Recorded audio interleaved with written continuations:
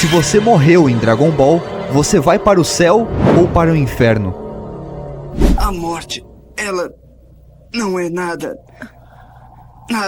agradável, não é? Diferente de muitos animes, onde a morte pode ser um mistério ou um simples fim, em Dragon Ball ela é um processo bem estruturado. Assim que alguém morre, sua alma é transportada automaticamente para o posto de julgamento, onde o Sr. Emadaio, o grande juiz do outro mundo, decide o destino do falecido. Não importa se você foi um guerreiro ou uma pessoa comum, todos passam por esse julgamento. O que vai mudar é para onde sua alma será enviada. Se a pessoa foi má durante a vida, ela é enviada diretamente para o inferno. Mas não pense que o inferno de Dragon Ball é cheio de fogo e sofrimento eterno. Em alguns casos, o verdadeiro castigo é a humilhação. Vemos Frieza e outros vilões presos em um ambiente pacífico, onde a própria calmaria é uma tortura para eles.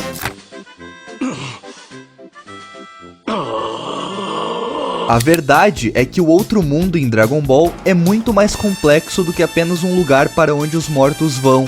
Existe todo um sistema celestial funcionando por trás, e ele é organizado em diferentes níveis. Entre o céu e o inferno, por exemplo, há um domínio intermediário, onde ficam os planetas dos grandes deuses, como o Sr. Kaiô do Norte e Sul. E também é ali que a burocracia do pós-vida acontece, com o rei Emadaio decidindo o destino de cada alma. Não deve se dirigir assim ao Sr. Emadaio.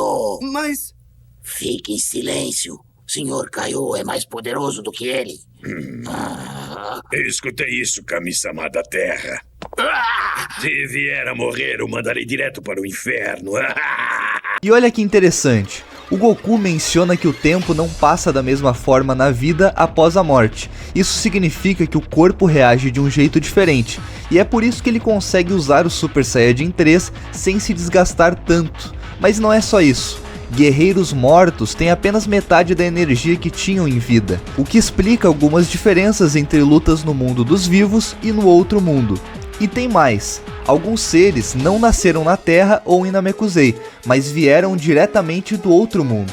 O Sr. Popo e Mestre Karin, por exemplo, foram enviados à Terra para ajudar os deuses do planeta. E até demônios surgem desse lugar, como o Akuman, o homem-diabo do torneio de artes marciais da vovó Uranai. Agora podemos falar de um detalhe curioso que muita gente ignora.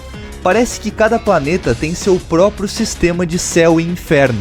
O lugar para onde você vai quando morre depende unicamente do planeta onde você faleceu, e não de onde você nasceu. Lembra do Frieza? Ele foi morto na Terra por Trunks do futuro, e por causa disso, sua alma foi enviada para o inferno da Terra. Foi ele que destruiu todos os meus sonhos e a minha nave espacial naquele tempo. Que ele perca essa luta, que o matem! Ainda assim estou surpreso. Não imaginava que pudesse existir uma luta mais impressionante do que a minha. Isso levanta outra questão. Quando um guerreiro morre, o que acontece com seu corpo? Em alguns casos, ele desaparece, como aconteceu com o grande patriarca quando morreu na Terra. Mas quando morreu pela primeira vez em Namekusei, seu corpo permaneceu lá.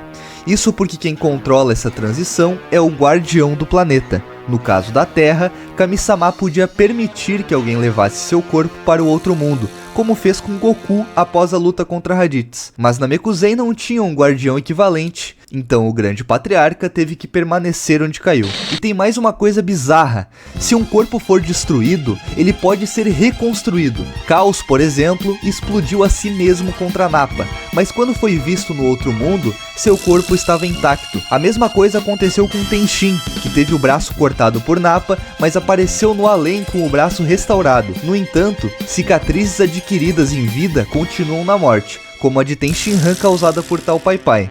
Vai, anda! Experimenta! Super Dodo Pan!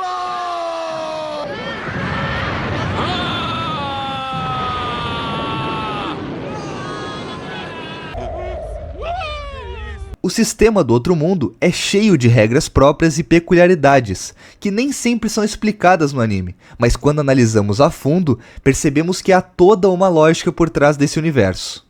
Quando Goku morreu na luta contra seu irmão, tivemos nosso primeiro vislumbre real da vida após a morte em Dragon Ball. Naquele momento, vimos uma fila de almas seguindo em direção ao tribunal de Emadaio, mas havia algo diferente ali. Entre todas aquelas almas, apenas Goku ainda possuía seu corpo físico. Isso aconteceu porque Kami-sama, o guardião da Terra, interveio e levou Goku diretamente para a vida após a morte com seu corpo intacto. Graças a isso, ele pôde atravessar o caminho da serpente e treinar com o Sr. Kaiô. Caso contrário, Goku teria se tornado apenas mais uma alma sem forma, sem poder interagir fisicamente com nada. Então esse é Goku. Ele já nos fez várias e magníficas contribuições e pondo em risco a vida dos que vão ao paraíso. Quer que ele passe pelo caminho da serpente para poder ver o Sr. Kaiô? Sim. No mangá, esse privilégio é concedido apenas em casos específicos. Guerreiros com grande importância ou que morreram dentro do próprio outro mundo, como Goku na saga Cell, podem manter seus corpos. Além disso, há ocasiões que entidades superiores concedem esse direito, como vimos com os grandes mestres do Torneio do Poder. Já no anime, a história é um pouco diferente. Desde a aparição da Força Ginyu no inferno, vemos vários vilões mantendo seus corpos após a morte.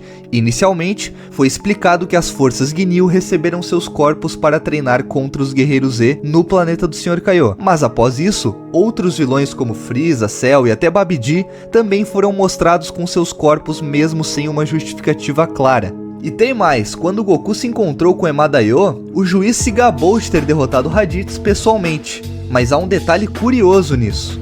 Se Raditz foi julgado e enviado ao inferno como uma simples alma penada, sem corpo, como ele poderia ter lutado contra Emadaio? Teria sido apenas uma tentativa de se exibir? Me diga, veio um cara chamado Raditz antes que eu chegasse aqui?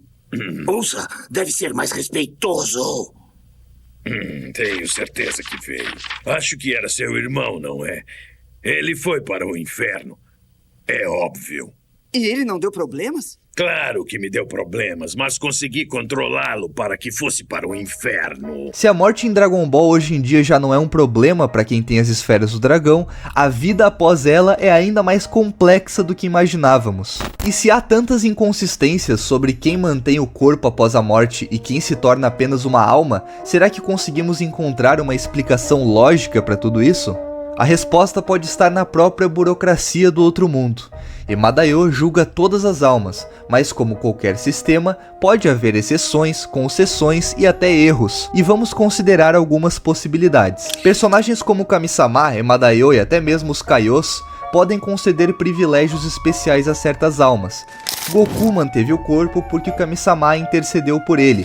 A Força Ginyu recebeu seus corpos porque o Sr. Kaiô queria usá-los como treino para os Guerreiros Z. Vilões como Frieza e Cell podem ter recebido esse benefício por ordem de Emadaio, seja para punição ou seja para fins específicos. Outra teoria é que indivíduos extremamente poderosos mantêm seus corpos naturalmente. Goku, Vegeta, Frieza e Cell estão em outro nível de força, e talvez essa energia impeça que suas almas dissipem no outro mundo. Isso explicaria por que heróis e vilões poderosos aparecem com corpos enquanto personagens comuns não. E como já vimos, morrer no planeta errado pode mudar seu destino no pós-vida.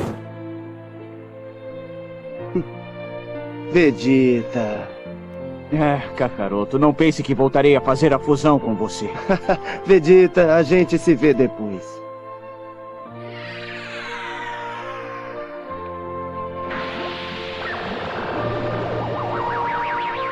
Seja qual for a explicação definitiva, o fato é que a morte nunca é um fim em Dragon Ball. E mesmo no além, os guerreiros treinam, vilões tramam vingança, e a batalha entre o bem e o mal continua. E no fim, talvez seja essa a grande verdade do outro mundo em Dragon Ball. Não importa se você está no céu ou no inferno, se há algo a ser feito, a história continua.